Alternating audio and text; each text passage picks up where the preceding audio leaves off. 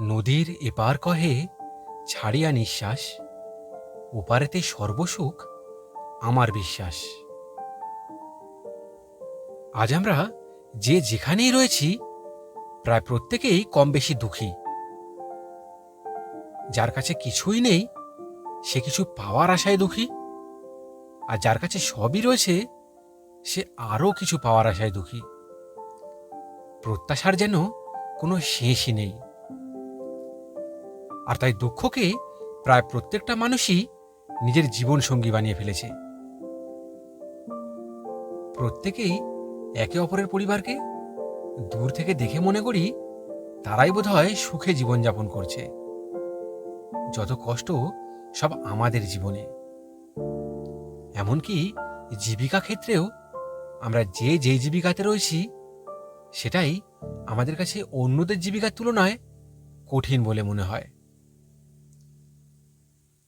আর এই সব কিছুর জন্য দায়ী আমাদের আকাঙ্ক্ষা। আমরা যদি আমাদের আকাঙ্ক্ষাকে নিয়ন্ত্রণ করতে পারি তাহলে আমাদের জীবনে দুঃখের কোনো অস্তিত্বই থাকবে না। আসুন একটা গল্পের মাধ্যমে বিষয়টা বুঝি। একদিন একটা দুঃখী কাক জঙ্গলে তপস্যারত একজন সাধুর কাছে গিয়ে খুব কাঁদতে লাগলো। তাকে হঠাৎ এভাবে কাঁদতে দেখে সাধু বাবা একটু বিচলিত হলেন এবং তার কাছে তার সমস্যা সম্বন্ধে জানতে চাইলেন। কাকটি বলল, প্রভু, আমি আমার এই জীবন নিয়ে খুবই দুঃখী। এই মানব সমাজ আমার রং, রূপ, আমার কণ্ঠস্বর কোনো কিছুকেই পছন্দ করে না। আমি কারো কাছে ভালোবাসা পাওয়া তো দূর, প্রত্যেকের কাছেই অবজ্ঞার পাত্র হয়ে বেঁচে আছি। আমি যেখানে গিয়ে বসি না কেন লোকেরা আমায় সেখান থেকে তাড়িয়ে দিতে চায়। আমি আমার জীবন নিয়ে একটুও সন্তুষ্ট নই। সাধু বাবা বললেন, তাহলে তুমি কি চাও? কাকটি বলল, প্রভু, আপনি তো অনেক শক্তিশালী। আপনি আপনার ওই শক্তি প্রয়োগ করে আমাকে হাঁস বানিয়ে দিন। সাধু বাবা বললেন, তুমি হাঁস কেন হতে চাও? কাকটি বলল, প্রভু, হাঁসকে সবাই খুব ভালোবাসে। তাকে দেখতেও বেশ সুন্দর। তার গায়ের স্বচ্ছ ও সুন্দর রং মানব জাতিকে খুব সহজেই নিজের দিকে আকর্ষণ করে নিতে পারে। লোকেরা তাকে নিজেদের কোলে করে নিয়ে গিয়ে পুকুরে ঘুরে বেড়াতে দেয় এবং যখন সে পুকুরে সাঁতার কাটে তখন মানুষ তাকে দেখে খুবই আনন্দ পায়। জীবন তো এমনটাই হওয়া উচিত। সাধু বাবা বললেন, তোমার যদি তাই মনে হয় তাহলে চলো একবার হাঁসের সঙ্গে গিয়ে কথা বলি। সে নিজের জীবন নিয়ে কতটা খুশি সেটা তার কাছ থেকেই ভালো করে জেনে নেওয়া যাবে। এরপর দুজন হাঁসের কাছে গেলেন এবং সাধু বাবা হাঁসকে জিজ্ঞাসা করলেন, তুমি তোমার এই জীবন নিয়ে কতটা খুশি? হাঁস কাঁদতে কাঁদতে বলল, প্রভু, আমি আমার এই জীবন নিয়ে একটুও খুশি নই। আমার ইচ্ছে হোক বা না হোক লোকেরা আমায় ধরে নিয়ে একটা ছোট্ট পুকুরের মধ্যে ফেলে দেয়। পুকুরের জল নোংরা নাকি পরিষ্কার তাদের কাছে সেটার কোনো গুরুত্বই থাকে না। অথচ সেই পুকুরেই আমায় সারাদিন সাঁতার কেটে ঘুরে বেড়াতে হয়। পুকুরের ধারে গিয়ে বিশ্রাম করাটাও আমাদের জন্য বিপজ্জনক হয়ে ওঠে। মানুষ নিজের স্বার্থে আমার সঙ্গে প্রেম করার নাটক করে।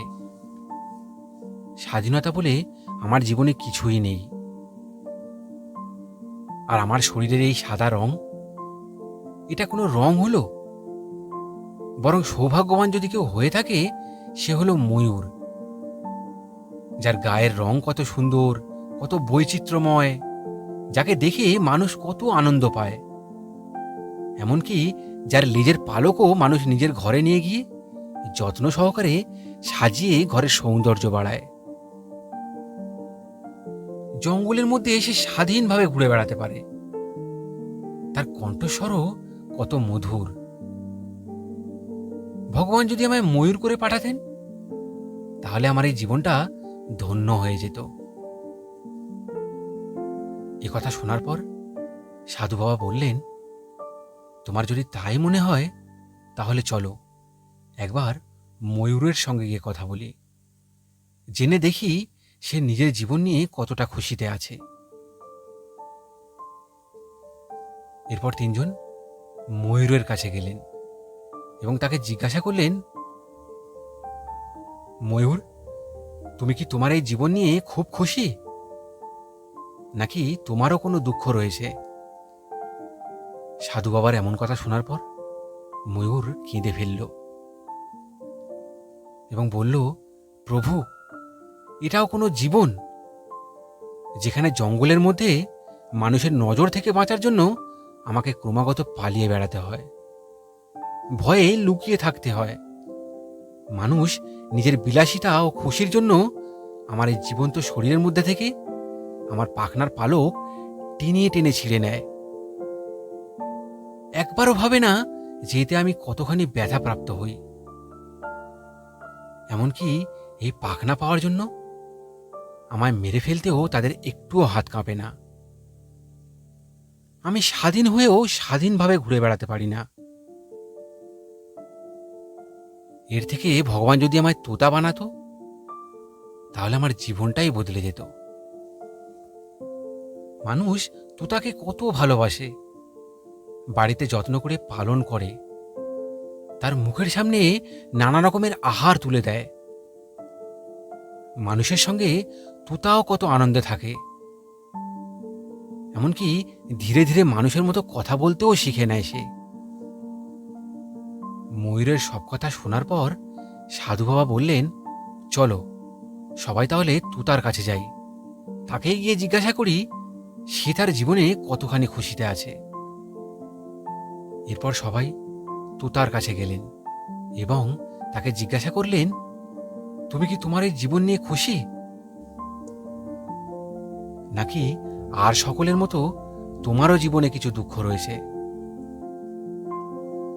তোতা করুণ স্বরে বলে উঠল, প্রভু, এটা কেমন জীবন যেখানে মানুষ আমায় সারাদিন বিরক্ত করে মারে, আমার স্বাধীনতা ছিনিয়ে নিয়ে নিজেদের আনন্দের জন্য আমাকে একটা ছোট্ট খাঁচার মধ্যে বন্ধ করে রাখে। আমার অবস্থা তো একটা জেলের আসামির মতো হয়ে যায়। আমার হাজারো ইচ্ছে হলেও ওই খোলা আকাশে গিয়ে ওড়ার আমার কাছে কোনো সুযোগ থাকে না। আমাকে জোর করে লঙ্কা খাওয়ানো হয় যাতে আমি তাদের মতো কথা বলা শিখতে পারি। সারা জীবন আমায় ওই ছোট্ট খাঁচার মধ্যে এপাশ ওপাশ করে কাটাতে হয়। মাঝে মধ্যে তো মনে হয় এভাবে জীবন কাটানোর থেকে আমার মরণ হওয়াই ভালো। বরং আমার তো মনে হয় এই সংসারে কাকই হলো সব থেকে সৌভাগ্যবান। ওর সঙ্গে কারোর কোনো মতলব নেই, ওকে কারোর কোনো প্রয়োজনে পড়ে না, যার জন্য ও স্বাধীনভাবে যেখানে খুশি ঘুরে বেড়াতে পারে। আর কালো রং থাকার জন্য ওর শরীরে অন্য কোনো রঙও গুরুত্বহীন হয়ে পড়ে। স্বাধীনতার স্বাদ একমাত্র কাকই পেয়ে থাকে। তাই আমার মনে হয় এই সংসারে কাকই হলো সব থেকে সুখী। ভগবান যদি আমায় কাক করে জন্ম দিত, তাহলে আমার এই জীবনটা সার্থক হয়ে যেত। সকলের সব কথা শোনার পর সাধু বাবা কাককে জিজ্ঞাসা করলেন, এবার বলো তুমি কি হতে চাও? কাক বলল, প্রভু, আমি কাকই থাকতে চাই। আজ থেকে আমি আর কখনোই দুঃখ করব না। ভগবান আমায় কাক বানিয়ে অভিশাপ নয়, বরং আশীর্বাদই করেছেন। এরপর সাধু বাবা মৃদু হেসে সেখান থেকে চলে গেলেন। এতক্ষণে আশা করি আপনারা প্রত্যেকেই বুঝতে পেরেছেন যে আমরা প্রত্যেকেই আমাদের জীবন নিয়ে অসন্তুষ্ট। আমরা আমাদের কাছে যেগুলো রয়েছে সেগুলোর গুরুত্ব দিতেই জানি না। বরং যেগুলো নেই সেগুলোর প্রাপ্তির আকাঙ্ক্ষায় আমরা সারা জীবন দুঃখের মধ্যে দিয়ে জীবন অতিবাহিত করতে থাকি। আমরা ভুলে যাই আমাদের কাছে যা আছে, যতটুকুই আছে সেটুকুই এই সংসারে অনেকের কাছেই নেই। তাই আমাদের প্রত্যেকেরই উচিত আমাদের কাছে যা রয়েছে তার সঠিক ব্যবহার করেই আমাদের জীবনকে সুখের মধ্যে দিয়ে অতিবাহিত করতে হবে। আর একটা কথা, এই সংসারে যা কিছুই রয়েছে সবই কিন্তু প্রকৃতির দান। আর এদের সঙ্গে অত্যাচার করা মানেই হচ্ছে প্রকৃতির সঙ্গে অত্যাচার করা, প্রকৃতিকে ধ্বংসের দিকে এগিয়ে নিয়ে যাওয়া। তাই নিজেদের স্বার্থে পশু পাখিদের খাঁচাবন্দি করা বন্ধ করুন। প্রত্যেকের একটা নিজস্ব স্বাধীনতা রয়েছে। অনুভূতি যন্ত্রণা ওদেরও রয়েছে। আমরা মনুষ্য জাতি, মুখে বলে প্রকাশ করতে পারি, কিন্তু ওরা ওরা সেটা পারে না। ধন্যবাদ। ভালো থাকবেন, সুস্থ থাকবেন।